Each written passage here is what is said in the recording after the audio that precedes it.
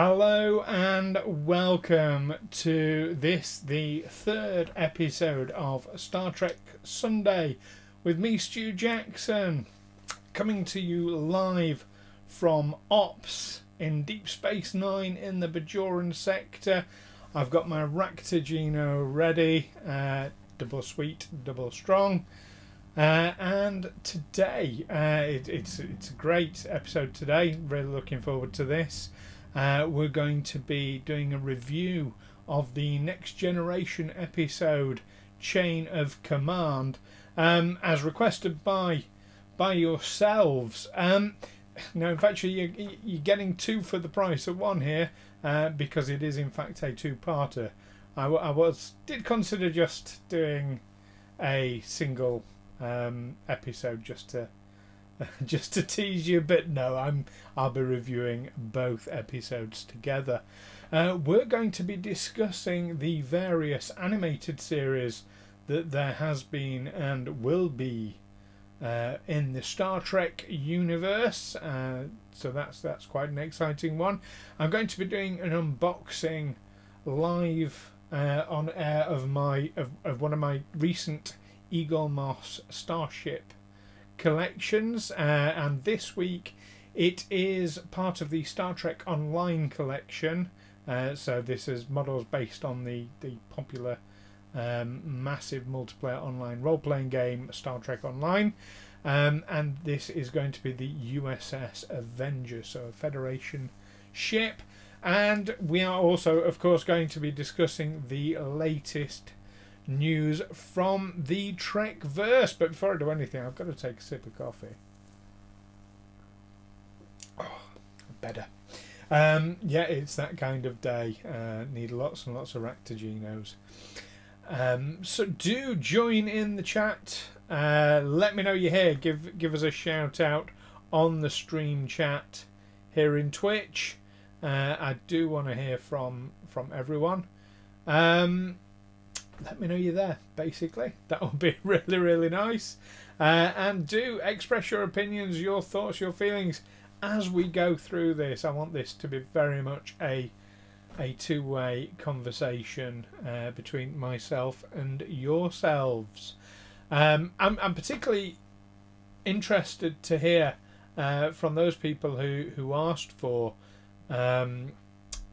Chain of Command. Chat isn't updating. Oh, let me see what I can do about that. Is it not? You can see your chat, so it's not updating for me. Okay, let me see if I can amend that. Bear with me, people, whilst I try and sort that out. There we are. So there we are, and there's the chat. Okay, I'll just get rid of that so there's no confusion about which chat box you should all be putting into.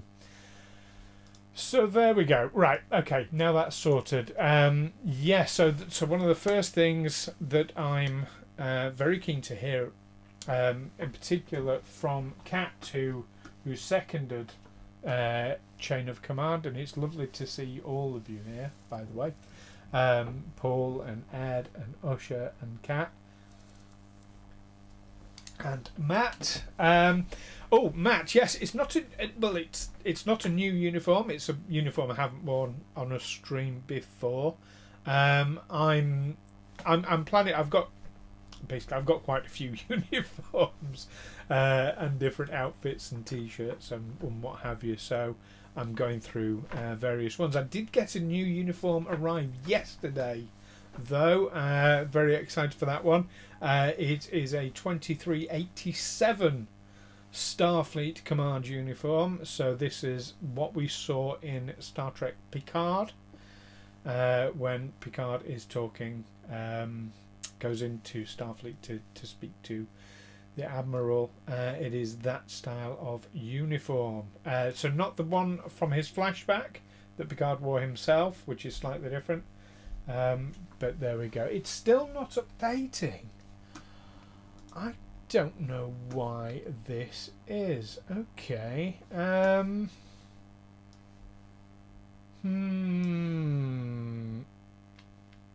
Yes, it looks like it's updating. There we go. I think it perhaps refreshes on a regular basis. Perhaps. I don't know. Maybe if I open it, I shouldn't need that bit, but yeah, maybe if I open it down the bottom, that might help. But yeah, it should be working from here. If you are seeing something different, yeah, that's updating now. Yeah, probably is. Well, oh no, I'm not updating. Oh my goodness, my screen. There we go. Okay, it is a bit weird. OBS can be a bit weird, unfortunately, but there we go. But yes, so where was I coming back to? Yes, so Kat, and I think it was Amy who suggested a chain of command. I'm keen to hear why chain of command was of interest to you. So Chain of Command is a next generation episode. Well, it's 2 episodes from season 6, episodes 10 and 11, or if you prefer, from the next generation, it was the 126th and 127th episodes. It opens up a really dramatic opening, and I absolutely love it, with Picard being relieved of duty. I ought to mention you are going to get spoilers if you haven't seen Chain of Command yet. The chain you're getting beat Usher with, silly nose, is in command. Yes, yes. Blame the science officer who's not here. Why not? You always blame the person who's not there. That's how it was in the automotive industry. Yeah. So Picard gets relieved of command, and we find out actually he, Beverly, and Worf are being sent on a top secret mission, which we get drip fed what that mission actually is as we go, but essentially it is to infiltrate Cardassia and to disable or otherwise disadvantage a secret weapon that is being developed. Picard in particular has been chosen for his speciality for the types of energy being used on it. Meanwhile, back in top secret mission out the airlock, absolutely. Back on the Enterprise, of course, they've been given a new captain, Captain Edward Jellicoe, who straight off, you're not wrong, Kat. The acting is absolutely superb throughout, and indeed, of course, we know Patrick Stewart is a phenomenal actor, and the rest of the cast are incredible anyway. But Ronnie Cox, who plays Edward Jellicoe, is a brilliant actor. Anyway, so it was lovely to see him in that role. Yes. Well, yeah, and indeed, he's known for RoboCop, Beverly Hills Cop, Total Recall, Deliverance. I think he was in Stargate SG-1. I mean, he's had a phenomenal career, has Ronnie Cox.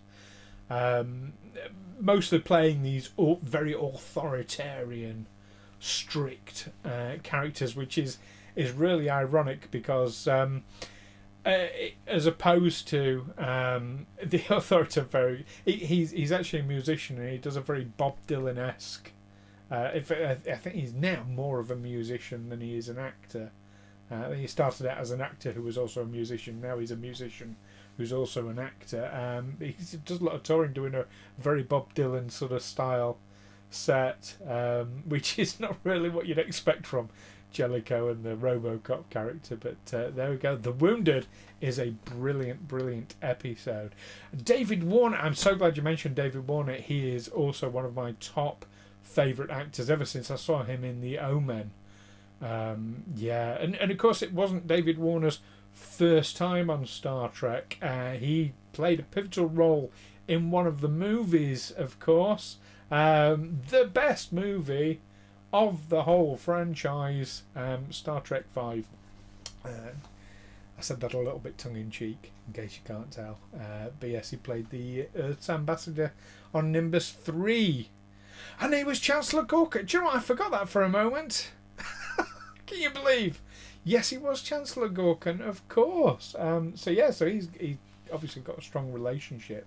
But he was brilliant in this. So we're getting a little ahead of ourselves. So back to the plot. Edward Jellicoe is now in command of the Enterprise, and he starts ruffling a few feathers. He does things quite differently to Picard, and he sort of he's depicted quite interestingly as a bit of almost a villain. Now, Ronnie Cox never saw him as a villain, and indeed, when you speak to actors who play villains, they always say that the best way to play them is to not play them as a villain. You know, everyone is the hero of their own story, and I'm a strong believer in that myself. But I know he was supposed to be painted as this. Was he in Hornblower? I did not know that. You learn new stuff all the time. Fantastic. Of course, Horatio Hornblower was the template for Captain Kirk. So there we go. I always liked Jellicoe as a captain. I mean, yes, he was very strict. Yes, he did things differently to Picard, but that doesn't automatically mean that they are wrong. That it's the wrong way. And in fact, I quite like there's a lovely scene between him and Deanna where he basically tells her to start wearing a uniform. I mean, she is a lieutenant commander. You know, why has she not been wearing a uniform all this time? And it sort of does put things into a little bit of context. When we're first introduced to Picard, right in season 1, you know, he's supposed to be this strict, stern, you know, by the book sort of person. And actually, here comes Jellicoe. Actually, no, Picard was like, you know, a bit of an easy ride for you all. And I like that element to it. I'd love to have seen a spin-off or a movie even following Jellicoe's career, perhaps on the Cairo. Yes, absolutely, Ed. I can't disagree with you there at all. Yeah, every captain does have their own particular way.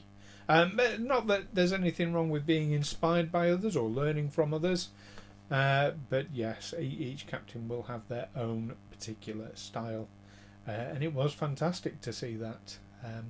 And Ronnie Cox was definitely the right person to be doing it.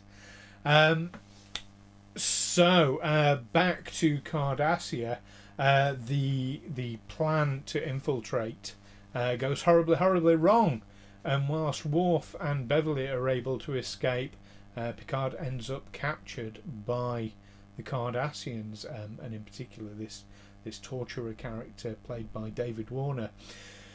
And we find out that actually it was just a trap just to capture Picard, because as the flagship captain, he will be instrumental in responding to a sort of an invasion force.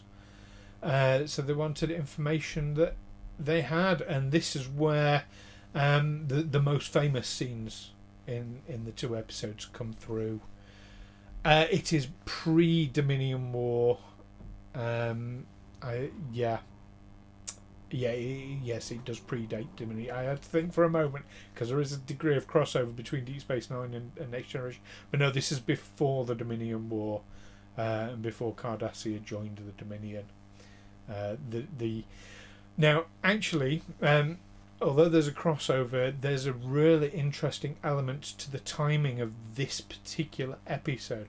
Obviously, portraying the Cardassians as the bad guys, we get to find out quite a lot more about the Cardassians, where we'd only sort of skimmed the surface of them in previous episodes. We go on quite a deep dive with them. Timing wise, it was only a fortnight after the 2nd episode of Chain of Command that Deep Space Nine was launched. So I'm inclined to think that was almost a deliberate effort. Well, not almost, but actually a deliberate effort on behalf of the producers to sort of introduce the Cardassians as a big bad in Next Generation before we start with Deep Space Nine a couple of weeks later. I'm absolutely certain that was conscious. Otherwise, in terms of aliens, I mean, you could have very easily replaced the Cardassians with the Romulans, who were the go-to bad guys for the Next Generation. It could have been Romulans just as easily. So that was, I think that's a nice little sort of intro into Deep Space Nine. But in terms of timeline, that should give you an idea where they sat with that anyway. Right, so Picard is captured. He is tortured. He is stripped, literally, physically, and emotionally. I wasn't saying Romulans are better. I'm just saying, in terms of the episode itself, Romulans could have fitted in that. Don't know about better, different. I suppose that's a whole other episode. Is who's your favourite alien species? I won't say villains because they're not individuals of villains. Species, definitely, some are good, some are bad, like all people everywhere. Okay, fair enough. No, I just wanted to be sort of clear on that one. This is, like I said, where the famous scenes come from, and the whole, there are 4 lights, because this Cardassian, David Warner, is showing him 4 lights, and he's saying, there's 5 lights. Tell me there's 5 lights, and you can, I'll stop torturing you, and you can have a happy life. All you have to do is tell me there's 5 lights. And he's so desperate to break him, and there are some beautiful, beautiful emotional scenes. Dukat is the best Star Trek villain of all time, including Khan. I'm up there. I mean, Dukat did walk the line of sometimes not being a villain. But yeah, I'm inclined to agree, because he wasn't a proper he was the hero of his own story, and we got to see that in quite a lot of detail. So it certainly was best written. Absolutely. No, Dukat. I like Dukat. So ultimately, for the absolute final spoilers on the episode, Picard is released as part of an agreement thanks to the negotiation tactics of Edward Jellicoe. So we do get a kind of this validation of his methods and mannerisms, and there are some beautiful sort of conflict scenes between Riker and Jellicoe in particular, that are well worth watching in the episode itself. In fact, that's worth mentioning that previously Roddenberry, when he created Star Trek and sort of taking that forward into the first 2 seasons of Next Generation before he passed away, he was very, very strict on, look, we'd be past conflict, we'd be past interpersonal conflict, there wouldn't be conflict on the bridge, among senior officers. We'd be more evolved as humans, and of course that makes a really difficult job for writers then, because interpersonal conflict is what makes stories interesting.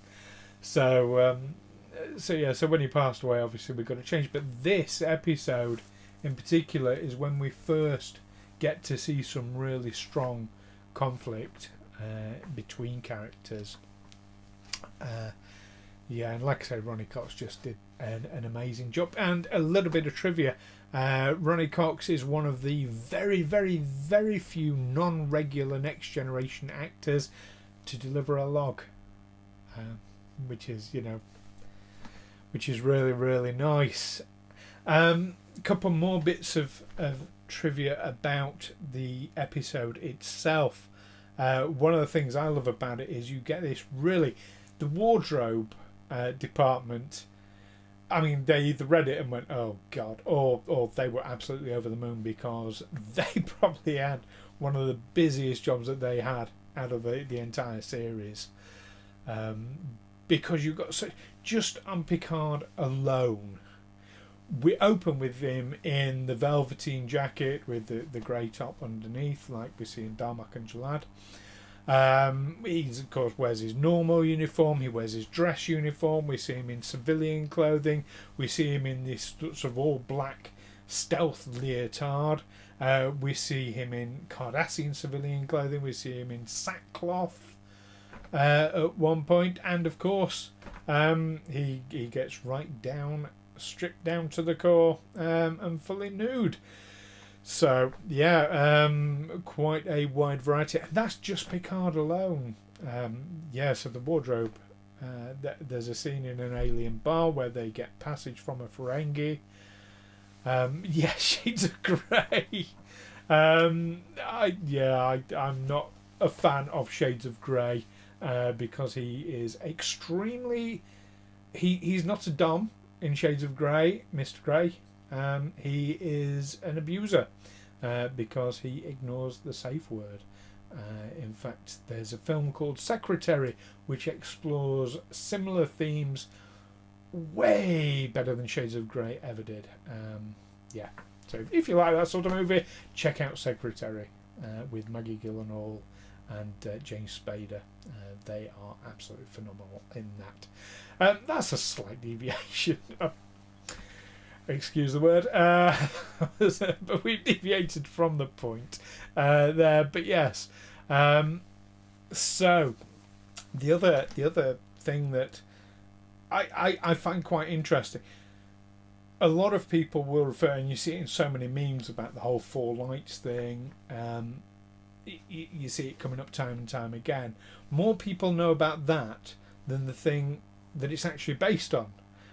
Because it comes, of course, from it's almost direct parallel to a scene in George Orwell's 1984, when O'Brien, not that O'Brien, but the O'Brien from the Inner Party, is torturing with the help of the Ministry of Love. He's torturing Winston Smith. Trying to get him to comply on behalf of the Ministry of Truth with the party's line that, you know, what we tell you is true, what you think, your eyes, your ears are what can I say, I'm a very open person, Cat. But there we go. But yeah, so this scene in 1984, and O'Brien is saying to Smith, you know, right, how many fingers am I holding up? And of course, O'Brien says, Smith says 4. He says, what if the party told you I was holding 5 fingers up? How many then? He says, 4.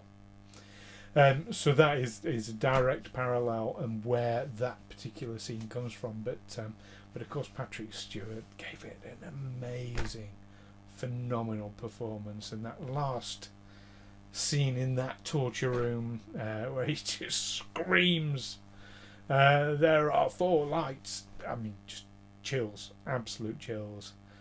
But for me, the absolute crescendo of it is when he said, okay, fair enough. Fair enough, Paul. Not to worry. It's, you know, it's always interesting to go off on a tangent occasionally. But yeah, wherever that may lead us. But yeah, so when Picard is talking to Deanna after it, and he says that the thing is, I could see 5 lights, and that just woo. Yeah, so brilliant pair of episodes, and thank you for recommending them to me. I do want to hear what episode you'd like me to review next, or movie, episode or movie. Yes, absolutely, definite chills on that. Cat as well. Yeah. So what episode do you want me to look at next week, or what movie do you want me to look at next week? I'm open to anything from any episode. Trouble with Tribbles. Straight in there, Matt. That was your Oh no, it was Trials and Tribulations you mentioned last week. But Trouble with Tribbles, The Wounded. Also, jump on Discord. The link is below.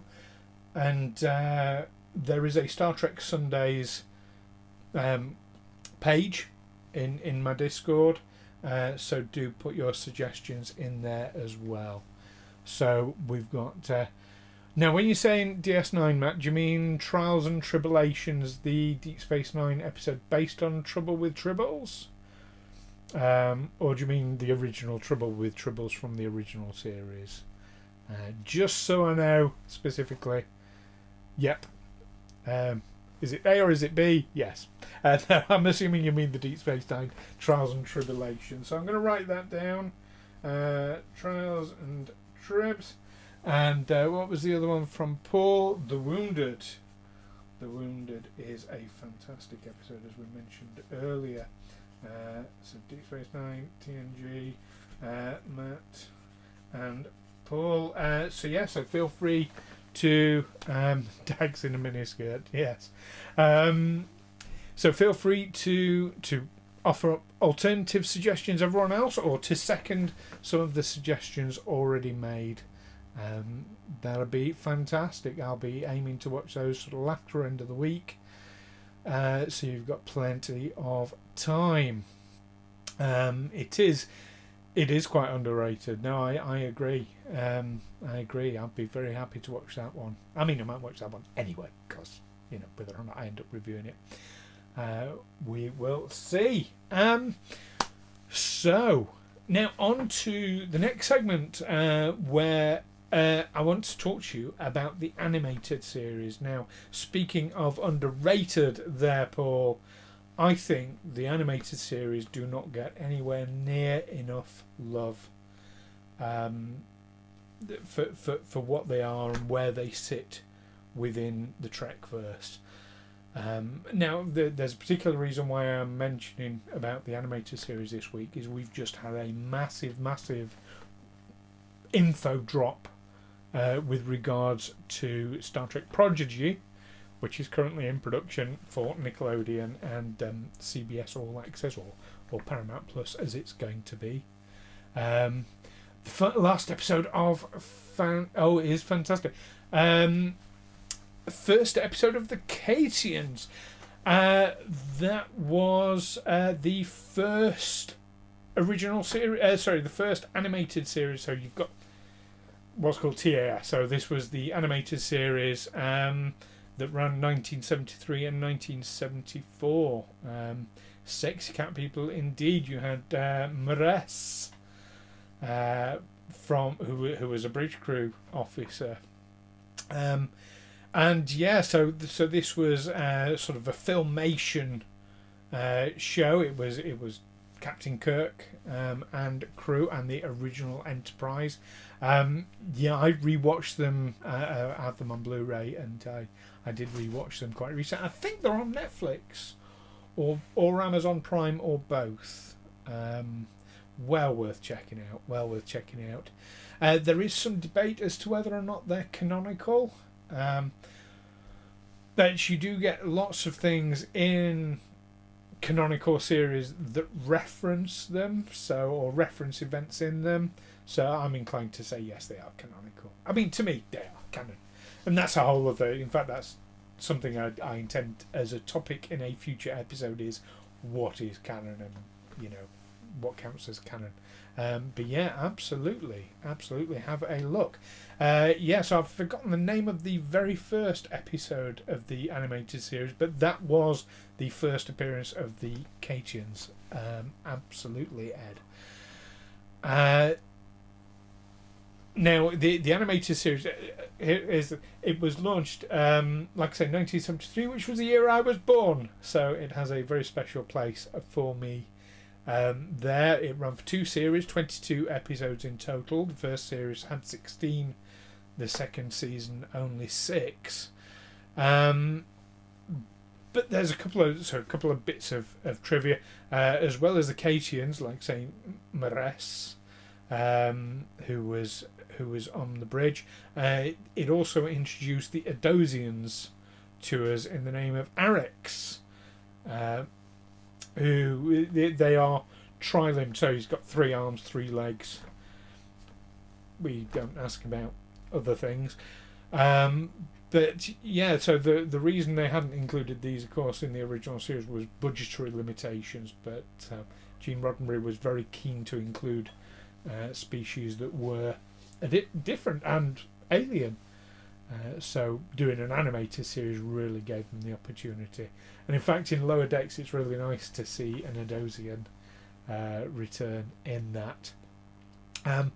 There's an episode in it called Beyond the Farthest Star. Now, I don't know if this is any kind of connection. So the episode itself doesn't connect with Far Beyond the Stars, which is a very famous Deep Space Nine episode, won so many awards. But given its similarity of name, I am wondering if there's some sort of writer or influential connection. Beyond the Farthest Star, Far Beyond the Stars, or maybe you can only just have so many titles with the word beyond and stars in it. I don't know. The other bit of trivia that I wanted to mention about the animated series was specifically about there's a guy who wrote a couple of episodes in the animated series, David Gerrold, and he wrote the sequel. I mean, we mentioned The Trouble with Tribbles. He wrote the sequel episode, More Tribbles, More Troubles, which followed on from The Trouble with Tribbles. And in that episode, we'd only ever, at this point in the original series, heard Kirk's name's James T. Kirk. That's it. This episode is when David Gerrold gives us the middle name Tiberius. So yeah, that's a nice little... And a lot of people... There was a character from a previous Gene Roddenberry show whose middle name was Tiberius. And a lot of people think that it's a reference to that, but in fact, when David Gerrold wrote the episode, he had no idea. He didn't know about that at all. So this is just a complete... He basically picked the name out, out of the air, really. And it's just a nice little coincidence. So there we go. That's where we get Tiberius from. Moving forward, then.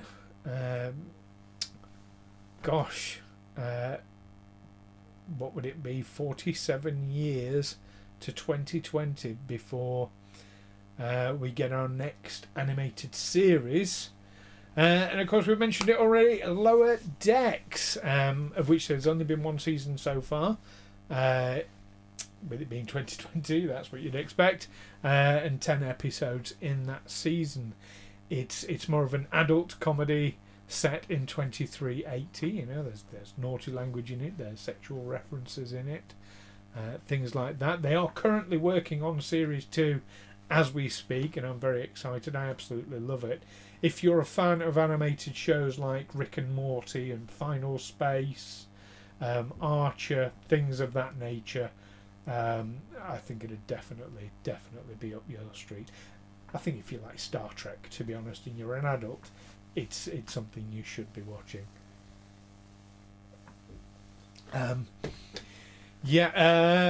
only got one little bit of trivia about it. Cat will like it, absolutely. I have no doubt.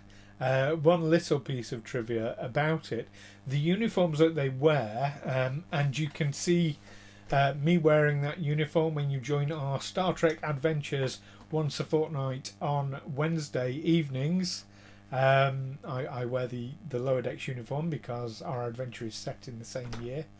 That uniform was in fact an unused design that they planned to use in Star Trek Generations. So there you go. That's where that design comes from. And in terms of series, the next one, of course, is Prodigy, which is in production at the moment. Like I say, we have had a big sort of news info drop this week, which I'll be coming on to later on. Other than that, I mean, I've mentioned it a few times in previous episodes. Other than the big news drop.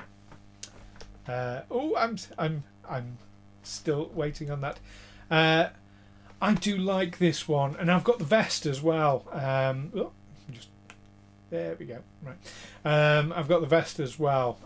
Although the vest is a little on the tight side with me at the moment. And in fact, the shirt is a little bit close on the throat. That's why I keep having to keep pulling it up.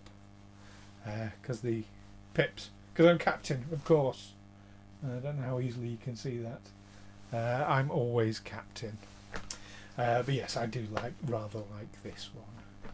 This is a good one. Yes, the stew maneuver. Yeah, the Riker maneuver. Yes. Oh no, the Riker maneuver is stepping over the back of a chair, isn't it? It does look good. Even on me, it looks good. The stooge maneuver. Fantastic. Yes, so the other thing that I wanted to mention, well, there's two more things, in fact, about animation in Star Trek. Discovery, when it was being done, in between series, they did a number of what they called short treks, which, yes, the Picard maneuver is because it was too short, so he had to keep pulling it down, wasn't it? Yes. Oh no, was that right? No, that was Frakes. I think I had to keep pulling his. Anyway, one of them had to keep pulling it down. Definitely. But yeah, short treks, which were done in between Discovery series and related into. They would usually focus on a single character and do a sort of 5 to 15 minute short journey with them, usually tying in with the story later on. And there are some fantastic ones. If you haven't seen the short treks, do check them out. My badges, UF, there we go. I'm a stickler for a badge being right, but the trouble with the magnetic ones is they do spin quite easily, so yeah, I have to keep readjusting it. Yes, now there are two in season 2 of the short treks, episodes 8 and 9. They are both animated versions, so this predates Lower Decks. Episode 8 is called Ephraim and Dot and features a tardigrade looking after her eggs. It was Picard, was it? Ah, right, yes. And the sleeves were sort of up here somewhere. Yes, absolutely. Yeah, so this tardigrade looking after her eggs and a repair drone by the name of Dot, and we get to see the repair drones in the sort of real life version, although I'm sure they're CGI, later on in the episodes. It uses archive sound footage from William Shatner, Ricardo Montalban, and George Takei.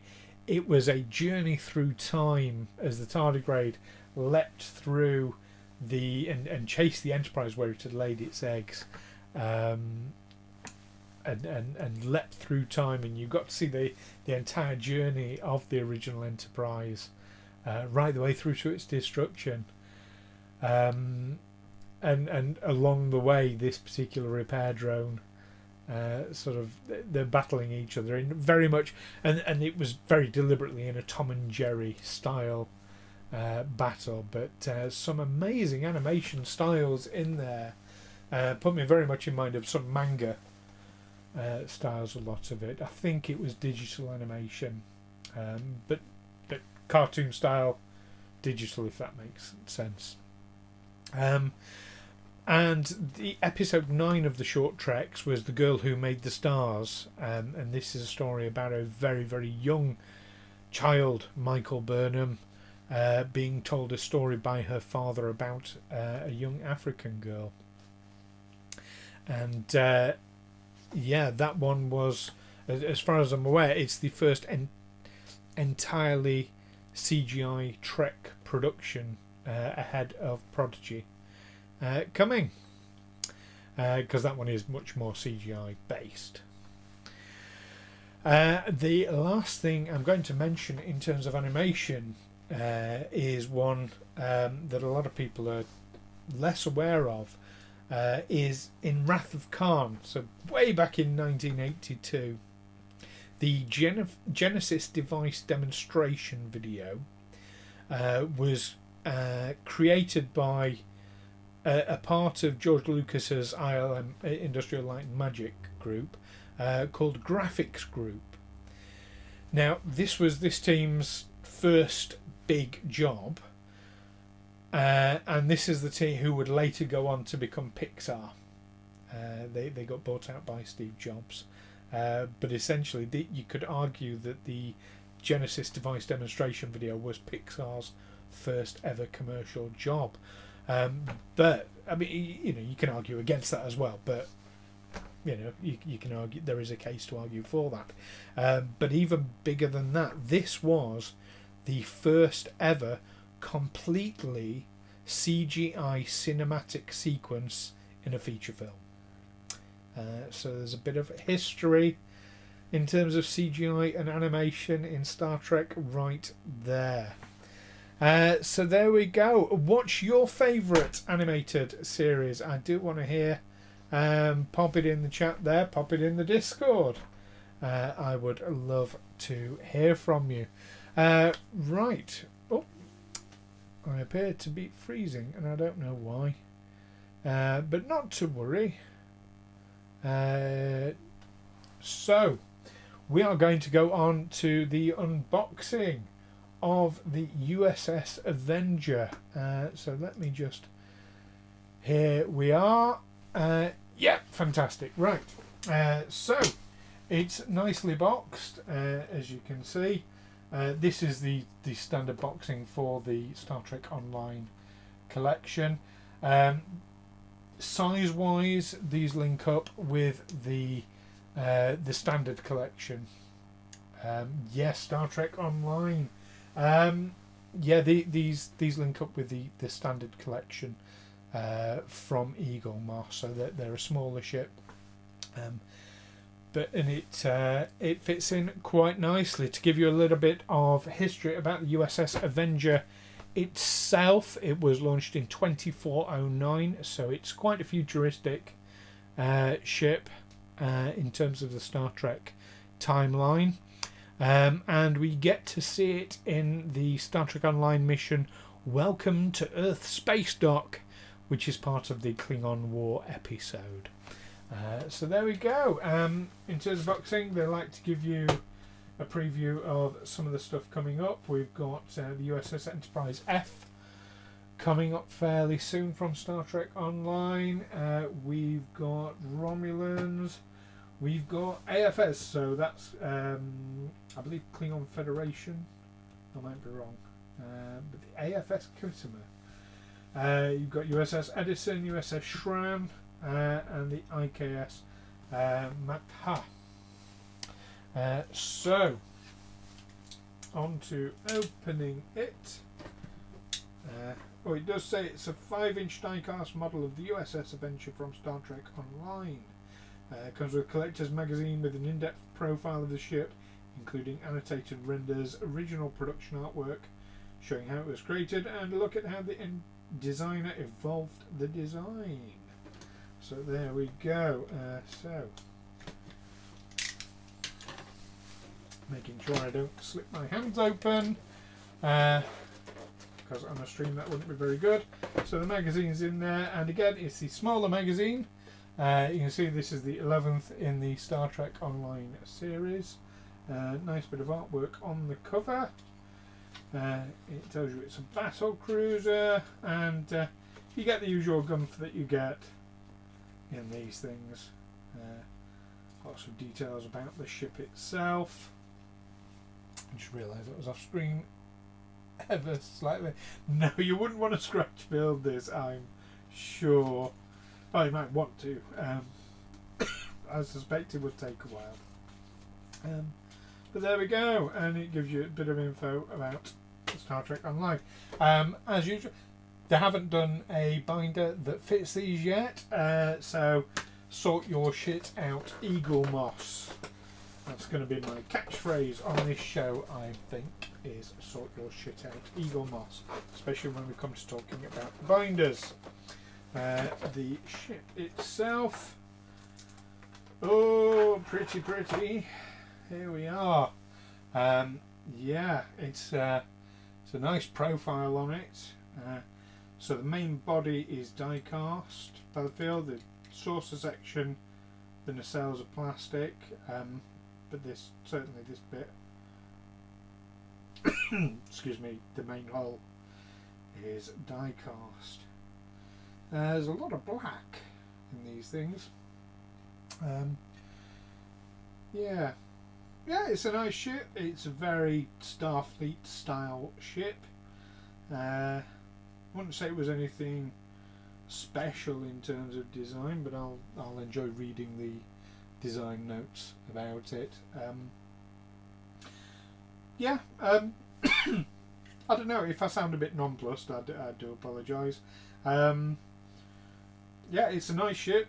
Can't fault it, but it also doesn't strike me as anything particularly special. But I am a completionist, so I would have had to have got it. Occasionally they put the wrong stickers on, so I do like to check that it's the right sticker, which it is in this case. Yes, those lines on them. Voyager's ugly sister. I like that. They're not badly priced. You're not wrong, Paul. The Star Trek Online is rather more expensive than the original or the main collection, and given that they're the same size, I feel that's a little bit wrong and unfair. But there we go. Anyway, that's one of those. So we'll have more of those next time. Right, so Voyager. I did not like Voyager when it first came out with the design of it. I felt it was too chunky. But there we go. Yes. Yes, some of the cast. You're not talking about 7 of 9 by any chance, are they? There, Paul? Yeah, but there we go. Now, on to Trek news. So some of it I've got just no news about. Delta Flyer was sexy, and I don't know if you saw. Yeah, you were around for last week, and I unboxed the XL Delta Flyer. That was nice. Aha, Chakotay and his tattoos. Yes, indeed. So there's no news about the Star Trek movie. I've got no fresh news about Discovery either. Same for Lower Decks. It's all progressing. That's as much as I know. And Strange New Worlds, again, no real information about that. Star Trek Picard. Now there was an interesting, could be a hint, could be nothing, but Jonathan Frakes, who has said he will be back for season 2 on Picard. We don't know whether he's back as a cast member. We know he's going to be directing some episodes. I suspect he'll be back as a cast member, to be honest. I think he's got that level of popularity. Now, during the week, he posted a photo on Twitter of himself, LeVar Burton and John Delancey. Now, this is from an old photo set that the cast of The Next Generation did about 4 years ago. It's a black and white set, and they're all sort of laughing wildly and having lots of fun. It's a beautiful photo session from them. But it's a bit odd. He should just randomly. Axinar. Do you know what? Thoughts on Axinar? I don't have many. I think it's delicate. If you're wanting my opinion as to the legality side of it, which I know is a hot topic, I'm not going to sit on one side of the fence or the other publicly. I do understand it's a very delicate situation. And in terms of fan films, if there is an intention to splinters, I don't know what you mean by that. I'll be honest, I'm not that up to date on Axanar, so perhaps you know more than I do on that. Sitting on the fence. I see what you mean.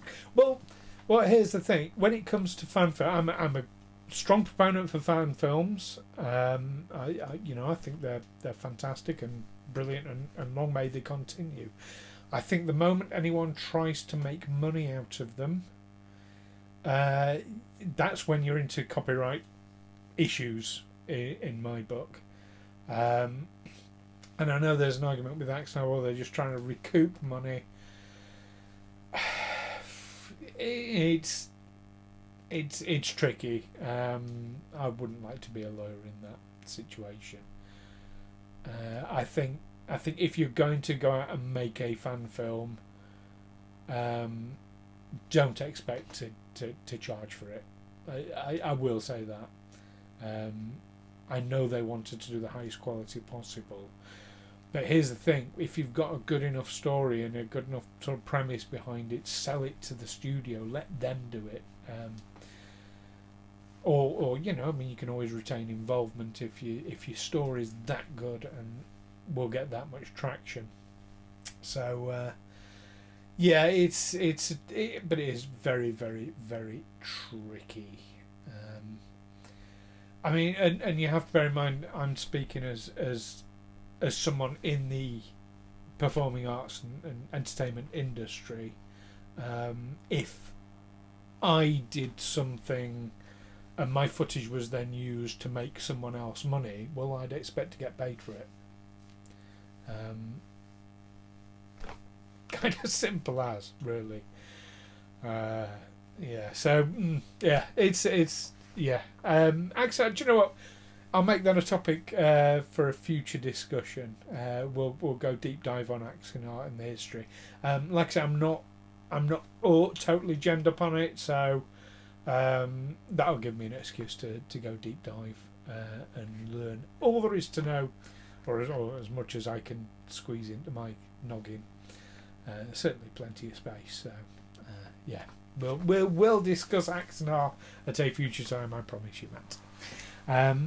So Picard and Jonathan Frakes casting this photo.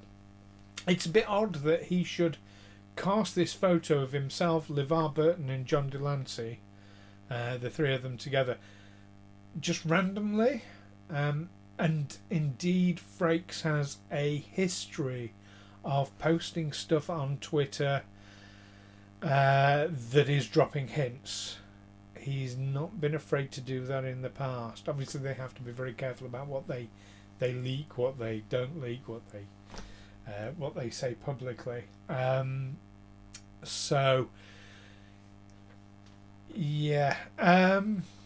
Well, could it be a situation? I think the chance of us seeing LeVar Burton in Picard season 2 is really strong. Geordie was mentioned in season 1 and mentioned as having a good relationship with Picard. Given Geordie's relationship with Data previously, I think Geordie will be a really good fit for season 2 Picard. John Delancey is Q. Well, on top of this photo from Jonathan Frakes, a lot of the cast members, and John Delancey is one of them, do these cameo videos where you can buy an actor. It's only actors who sign up for it, but you can buy an actor, giving you a happy 30-second or 1 minute happy birthday message from their phones and what have you, and they make a decent amount of money doing it, and it's really nice for the fans to get a personalised message and what have you. Well, John Delancey did one of these cameos for someone quite recently. Well, I say recently, it was a little while ago now. It's not new. Excuse me. It's not brand new. I think it was a few months ago. He mentioned that he would be reprising the role of Q. Now, indeed, he did in Lower Deck, so should have done. Spoiler alert. But he pops up in Lower Decks.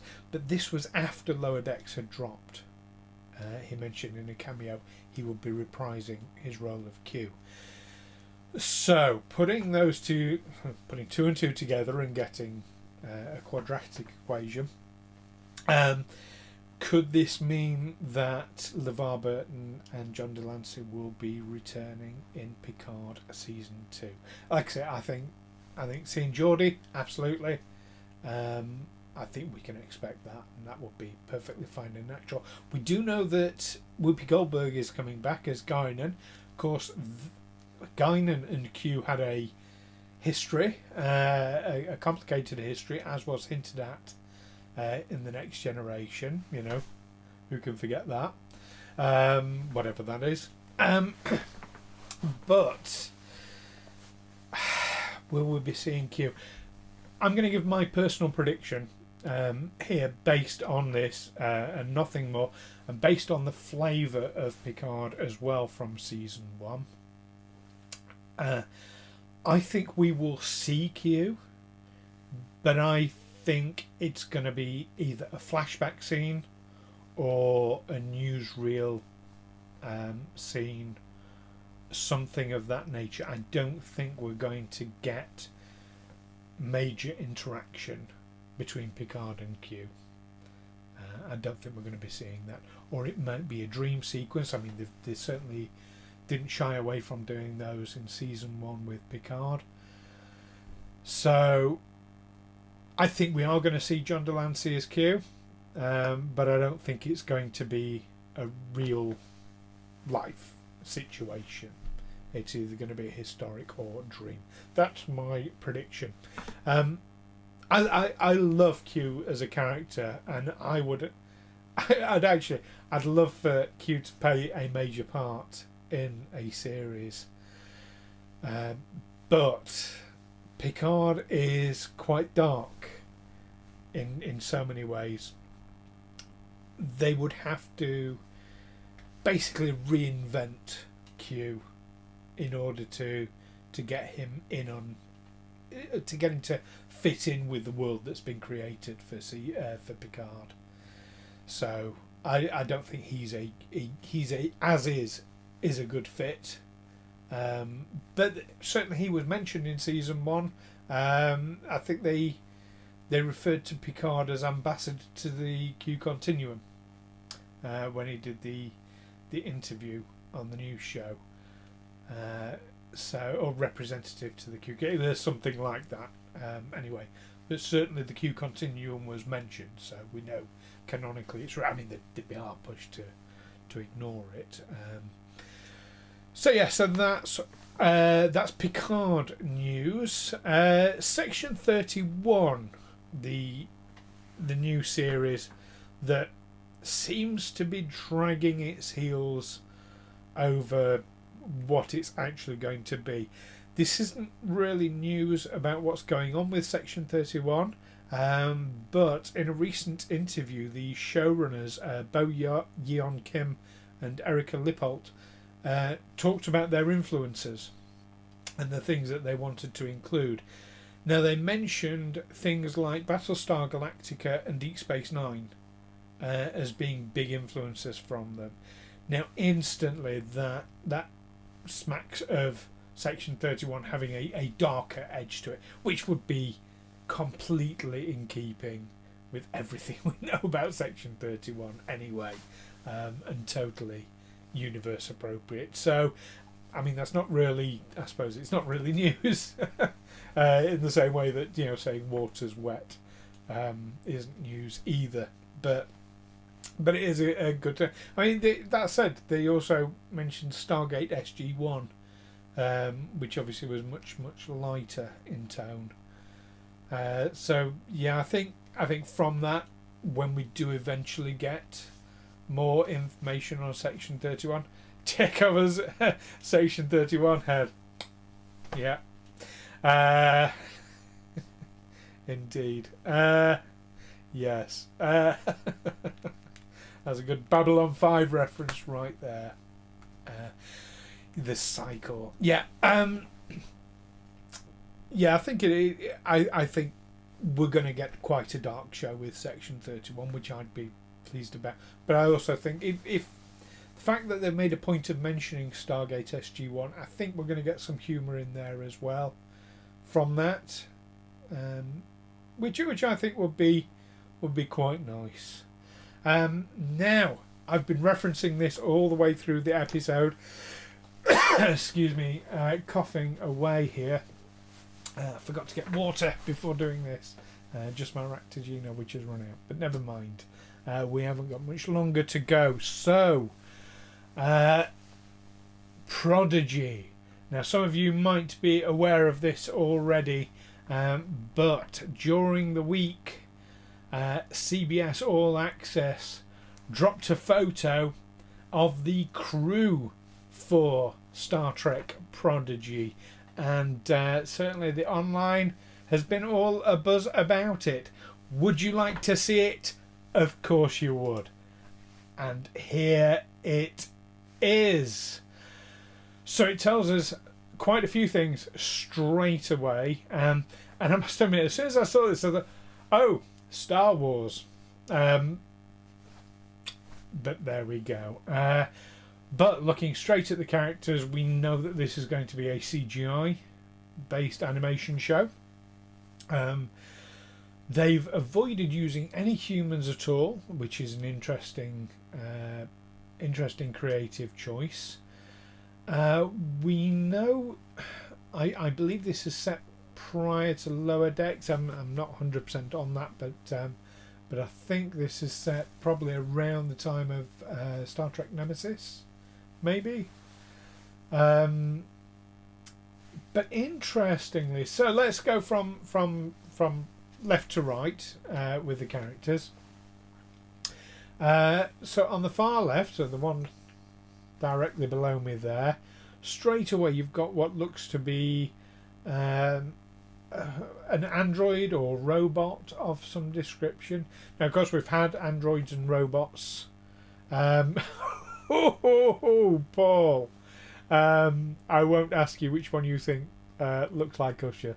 But yeah, we have. This weird looks like a cross between a robot and a Pokemon ball. Now, obviously, androids are a thing. Data, very famously, but also incredibly rare. So either they're ignoring some substantial canon for that, or maybe it's not quite what we're thinking. Maybe it's some sort of cyborg. Maybe somebody's brain's been implanted into a metallic body. Maybe it's a robot rather than an android, but a robot with personality. Very hard to tell. It's okay, Paul.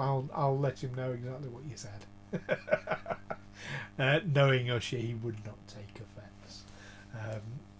But yes, next to the robot, you have a very happy-looking chap. I'm trying to work out if we recognise any of the species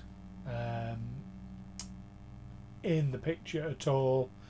And I'm be frank, I don't. But you can certainly see this appears to be some sort of. You can see a cybernetic arm on him, and looking at the tools around the belt, this is very clearly some sort of engineer type character. In there, looks like a tinkerer, a mechanic, very much. We've got this slender character who looks very much like they're straight out of Star Wars, to be honest, and very serious looking, very sort of dour, got an almost sort of elven look, I feel. Uh, if I had to make a prediction, I'd say this is probably going to be the captain of this crew, if indeed they end up being a crew. Ellen Trill. Who you think? Who you see? I'm not seeing any spots for Trill. Or you mean Eileen? Eileen Rowell. Elven Trill. Maybe, yeah, but yeah, I'm not seeing the spots though, so possibly. But next to them with the white hair, swathed back, you have. No, I think this is going to be the main character that the audience is designed for the audience to relate to the universe through. There's usually one of those that's kind of an everyman character, and given that this audience is being aimed at younger audience, so young sort of maybe early teens, you got that sort of almost rebellious sort of attitude in the picture. So I think that's going to be our the person who we see the universe's eyes through. That's my prediction there. Then on the ground you've got so many of you, of course, will be familiar with Seth MacFarlane's production Orville. Yes, lawless teenagers use an abandoned starship to search for adventure, but you're still going to have people in certain roles within that. So I'm seeing, maybe the one with the swath back hair is the captain, perhaps. Maybe the tall elven one is science. I don't know. But this blue purple thing instantly puts me in mind of Yaphet from the Orville, of course. Some sort of gelatinous creature.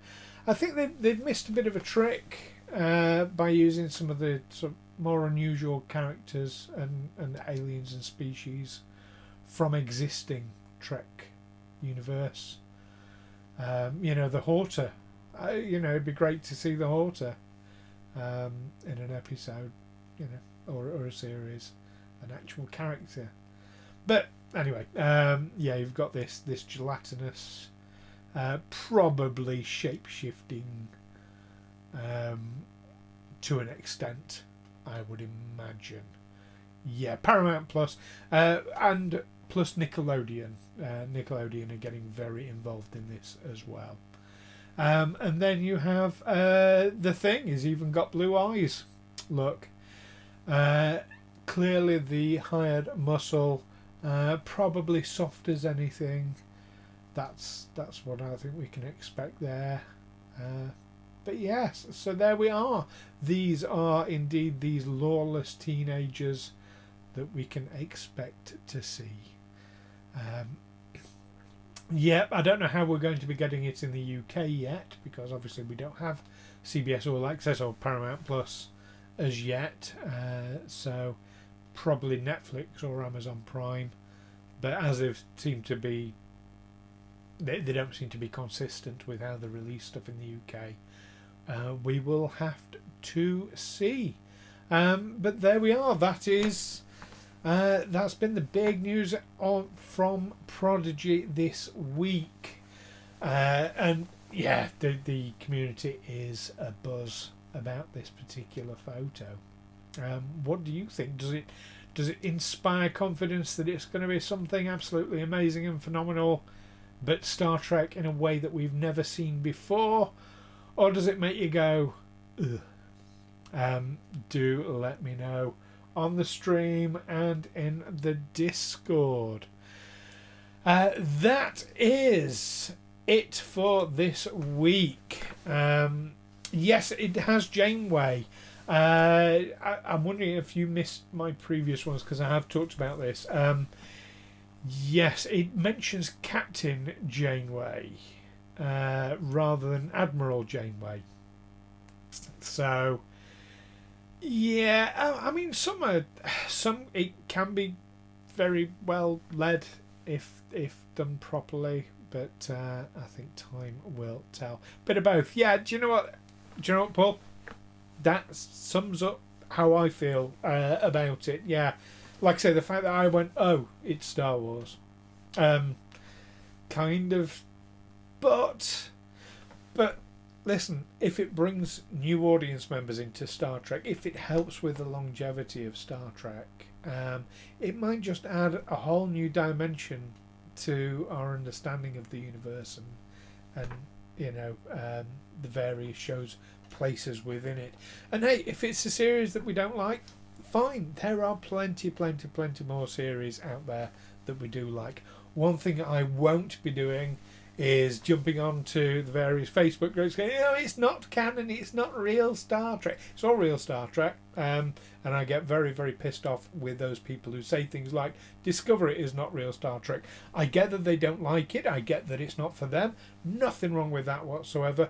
But to try and be some sort of, sorry, I'm going to swear now, but some sort of fucking gatekeeper about it and to try and stop other people from enjoying it, I think makes people arseholes. There we go.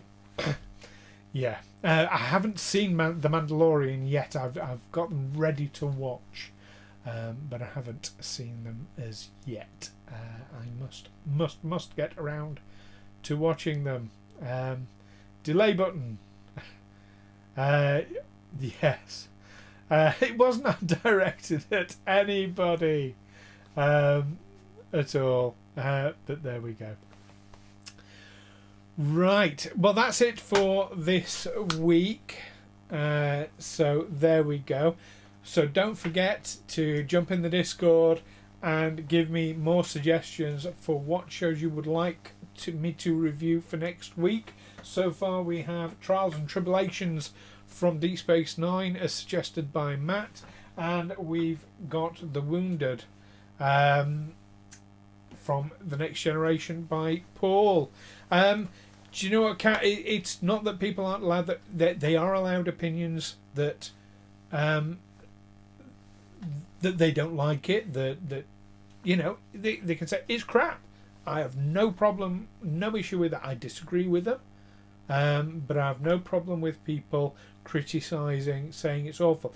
It's when they say it's not Star Trek, like they're trying to wipe it from the library. That's when I get quite. They just it can still be Star Trek and they don't watch it. What's wrong with that? But of course they're allowed their opinions. Absolutely. I did get a bit ranty there, and I apologise for that. But I get very, very passionate about. I'm a great believer we should be encouraging more people to watch Star Trek. I think, especially now with the catalogue the way it is, there is going to be some Star Trek for pretty much everyone out there. It doesn't exactly mess with existing canon. When you start watching it, you might think it does, but things get resolved later on. It's the thing is, man, it's an evolution of Star Trek, and you might be a little bit young for this. I'm not sure. When the motion picture came out, and we got to see the new Klingons, and they had head ridges and they spoke a funny language. People were absolutely up in arms. Oh, it's disgraceful. Why are you messing about with an existing thing? And we got over that. When The Next Generation came out, it was like, it's not the original series. Oh, it's terrible. It's not, and we got over that. Well, Discovery is, it's in good company. They changed the look of the Klingons a little bit. Some would say a lot, and that would be fair enough. But they certainly changed the look of the Klingons. And there are other things in there that seem non-canonical, but more than that, the tone was, particularly for season 1, a much darker tone for Star Trek than people were accustomed to. Now, exactly, yeah, folk don't like change, and I liked Enterprise as well, Paul. You're not on your own. A lot don't like it, but I did. I mean, I love Scott Bakula. Anyway, I think he's absolutely brilliant.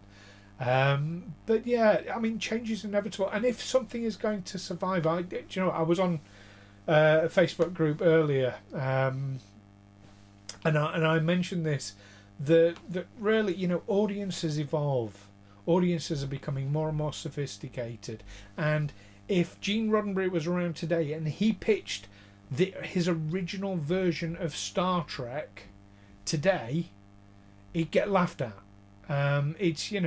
It's not got depth. It's not got it's not dark enough. It's not nobody would want to see it. And they're not wrong. If it was launched today, it just wouldn't get anywhere. It'd be seen as silly.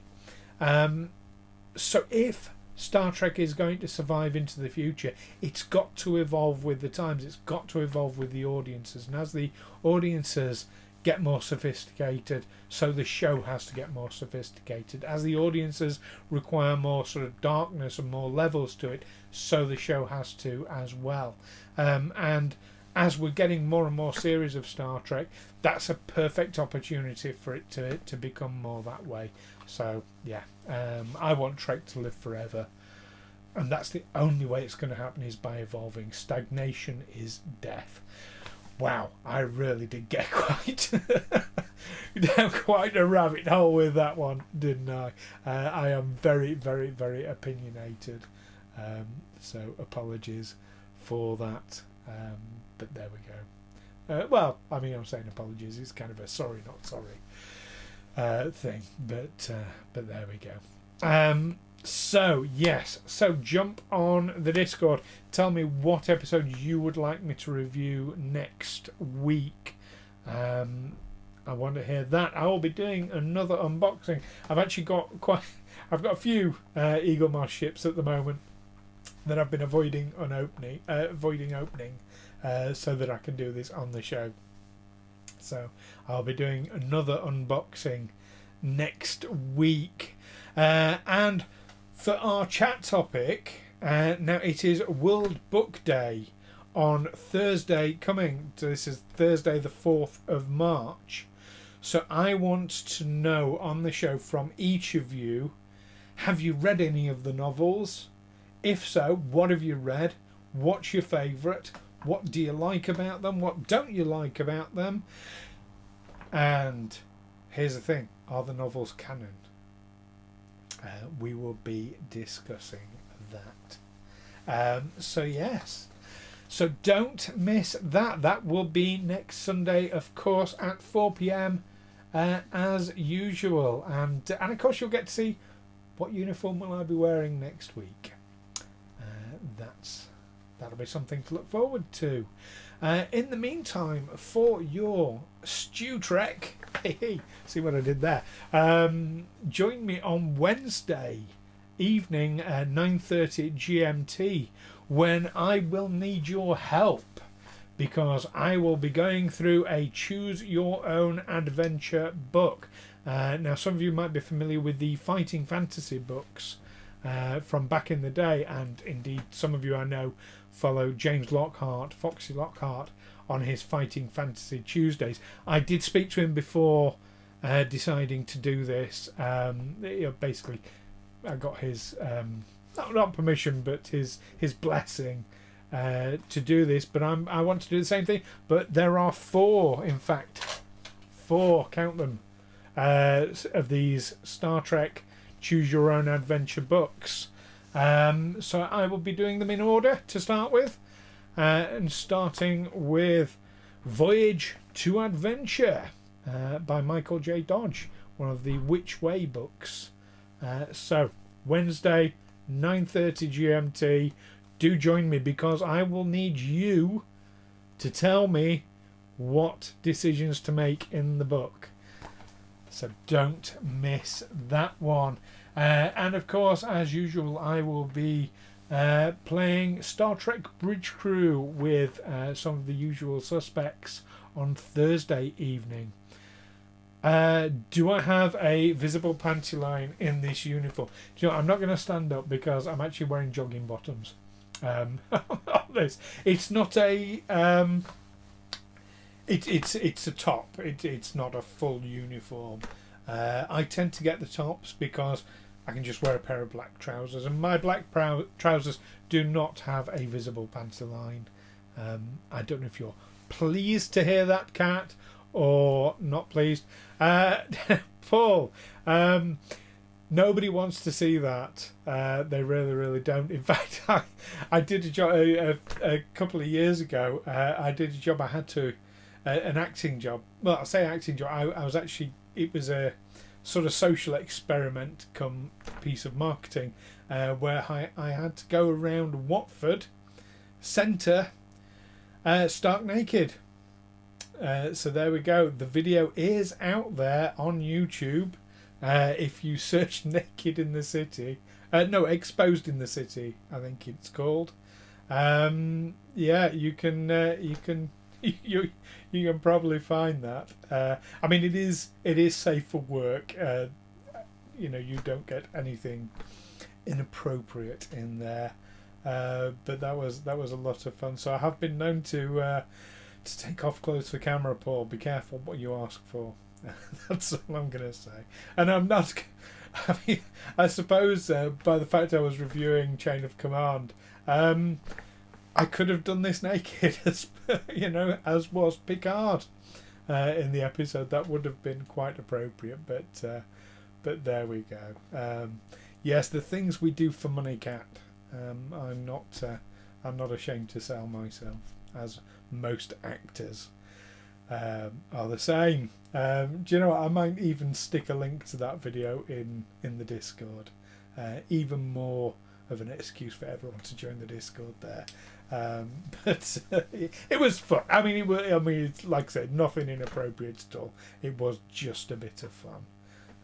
But there we go. So I want to hear what show you want me to review next week. I want to hear about your favourite or least favourite, or, you know, monumental Star Trek novels, or if you don't read them, why not?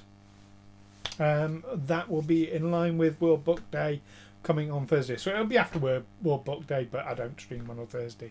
Not this anyway. So there we are, and another unboxing. So thank you so much, everyone, for coming and joining me on this. It's so much fun doing it. I mean, 3 episodes in, and I haven't regretted doing this for one single moment. So thank you all ever so much. I will look forward to seeing you next time, but I'll look forward to seeing you hopefully on Wednesday evening in the meantime, as I say, for the Which Way Choose Your Own Adventure book. And absolutely, as Paul says, live long and prosper and keep on trekking. Bye for now.